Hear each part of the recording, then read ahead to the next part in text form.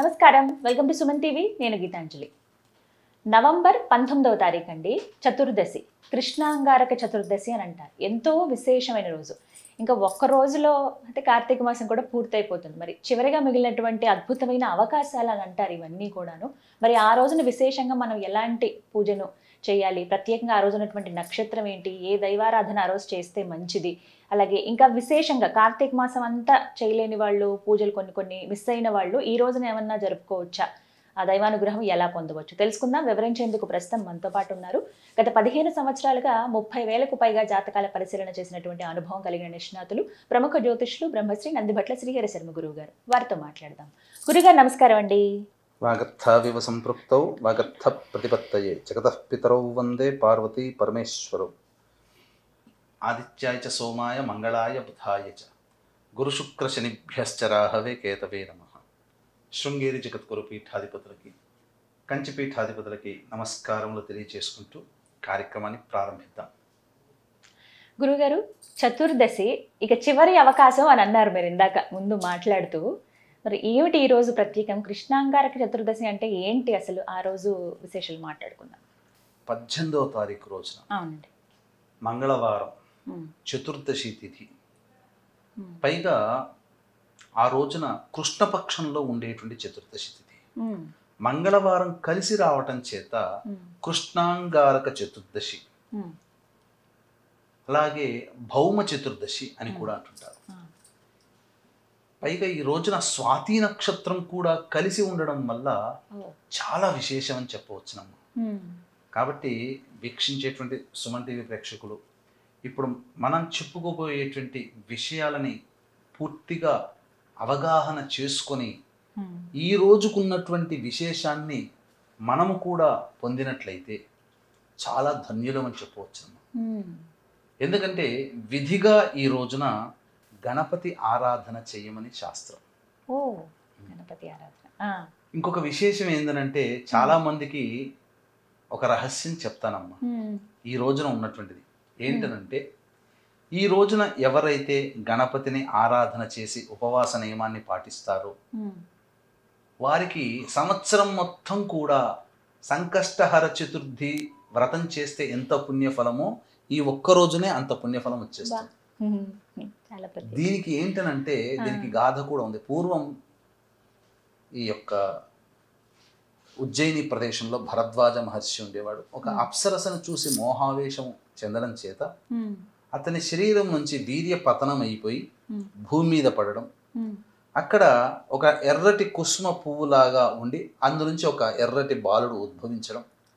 భూమి నుంచి ఉద్భవించాడు కాబట్టి కువలయము అని చెప్పి పేరు నామము, అంగారకుడు అనేటువంటి నామము.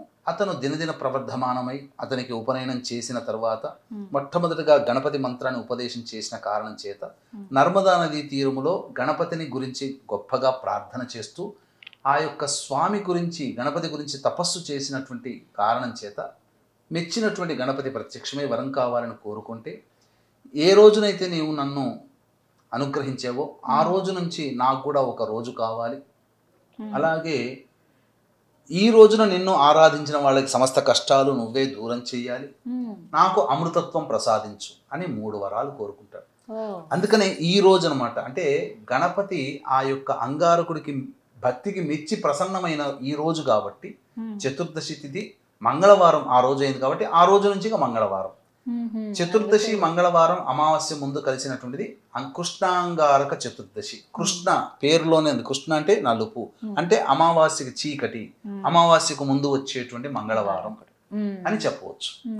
ఇలా ఈ భౌమ చతుర్దశి రోజున తప్పకుండా ఎవరైతే సంకష్టహర చతుర్థి నాడు ఏ విధంగానైతే గణపతిని పూజిస్తారో అదే విధంగా ఈ రోజున పూజిస్తే సంవత్సరం మొత్తం కూడా అన్ని సంకష్టహర చతుర్థులు పూజించిన పుణ్య ఫలితం ఒక్క రోజులోనే ఆచరించడం వలన కలుగుతుంది అని చెప్పి మనకు గణపతి అనుగ్రహించాడు. కాబట్టి వీక్షించే ప్రేక్షకుల్లో ఎవరైతే సంకష్టహర చతుర్థి వ్రతాన్ని ఆచరిస్తారో ఈ రోజు కూడా అదే విధంగా మంగళవారం కృష్ణాంగారక చతుర్దశి 18వ తారీఖు నవంబర్ రోజున కూడా ఆచరించండి. అలాగే ఎవరైతే ఆచరించని వాళ్ళు ఉంటారో ఈ రోజున అదే విధానాన్ని మీరు ఆచరించండి. తద్వారా మీకు ప్రతి నెల చేయకపోయినా సంవత్సరం పొడుగుతా చేసినటువంటి పుణ్యఫలం దక్కుతుంది.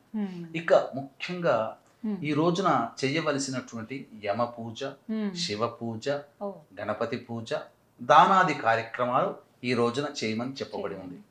వీక్షించేటువంటి ప్రేక్షకులు కూడా నవంబర్ 20వ తారీఖు రోజు అమావాస్య, ఆ రోజున మీ జాతకరీత్యా కలుగు విద్య, వివాహ, ఉద్యోగ, దాంపత్య, అనారోగ్య సమస్యల నివారణకి, అలాగే మేష, మిథున, కర్కాటక, సింహ, కన్య, వృశ్చిక, ధనస్సు, కుంభమీన రాశిలో జన్మించిన వారికి శనిదోష నివారణార్థమై సర్వదోష నివారణ పూజలు, హోమాలు జరిపించి శక్తిపాతము చేసినటువంటి కరుంగలి మాల ఇవ్వడం జరుగుతుంది. సాయంకాలం 6 గంటలకి ప్రారంభమవుతుంది కాబట్టి ఆ 20వ తారీఖు సాయంకాలం 5 గంటల లోపల మీరు మీ గోత్రనామాదులు నమోదు చేసుకోవచ్చు. ఇక గమనించుకున్నట్లయితేనమ్మా, విశేషముగా యముడికి తర్పణం చేయమన్నది శాస్త్రం. యమతర్పణం, యమ ద్వితీయ రోజున ఏ విధంగానైతే తర్పణం చేయమన్నారో అలాగే ఈ రోజున కూడా యమతర్పణం చేయమన్నారు. తండ్రి ఉన్నవాళ్ళు నువ్వులు నీటిలో తీసుకొని చేతిలో తీసుకొని ఈ విధంగా యమనామాలు చెప్పుకుంటూ తర్పణం చేయాలి.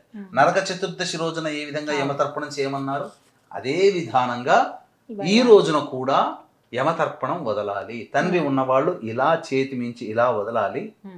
తండ్రి లేని వాళ్ళు నల్ల నువ్వులు నీళ్లు వేసుకొని ఇలా ఈ విధంగా దీని గుండా చేయకుండా వదలాలి.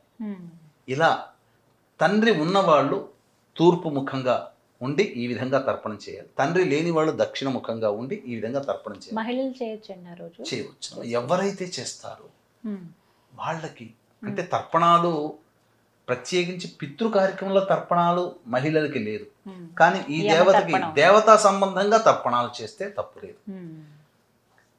ఈ రోజున ఎవరైతే ఈ విధంగా తర్పణాది కార్యక్రమాలు చేస్తారో అపమృత్యు భయం అనేటువంటిది ఉండదు, వాళ్ళకి ఇంకా మరణం ఉండదు సంవత్సరం వరకు కూడా. కాబట్టి ఇప్పుడు ఉన్నటువంటి కాలం సరిగ్గా లేదమ్మా. అన్ని రోడ్డు ప్రమాదాలు, వాహన ప్రమాదాలు, ఏ విధానంగా చూసుకున్నా, ఏ మార్గం గుండా వెళ్ళినా ఆ మార్గం గుండా ప్రమాదాలు వస్తున్నాయి.